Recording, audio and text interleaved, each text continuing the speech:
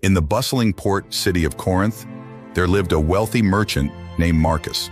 Known for his vast wealth and extensive trade network, Marcus was a man of ambition and drive. He had spent years building his fortune, sailing across treacherous seas, and striking deals in distant lands. His life revolved around the pursuit of more wealth, more success, more recognition. One day, Marcus set sail for Alexandria, seeking to expand his empire even further.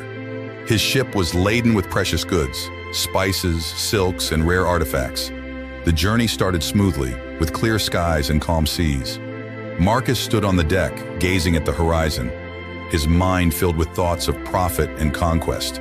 But as the ship ventured further from the coast, dark clouds began to gather. The winds picked up, and the once calm sea turned violent. The crew, seasoned sailors who had faced many storms before, grew anxious. Marcus, however, remained focused on his plans, confident that the storm would pass. The storm, however, did not pass. It grew fiercer, with towering waves crashing against the ship, tossing it like a mere toy in the vast ocean.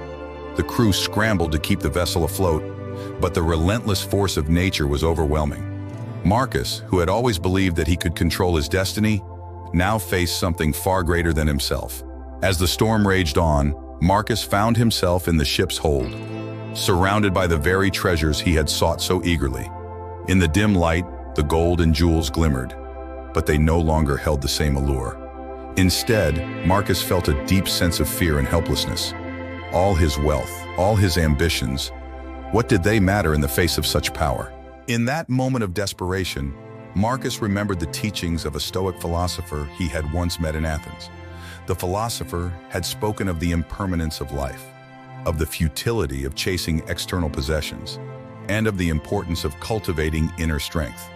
At the time, Marcus had dismissed these ideas as irrelevant to a man of his standing. But now, in the heart of the storm, those words resonated deeply. Marcus realized that his wealth could not save him from the storm, nor could it bring him true peace. He understood that his relentless pursuit of more had blinded him to the simple, yet profound truth, that true power lies not in what we possess, but in how we respond to the challenges life throws at us. With this newfound insight, Marcus made a decision. He let go of his fear and accepted the situation for what it was. He instructed the crew to do the same, to focus on what they could control and to let go of what they could not.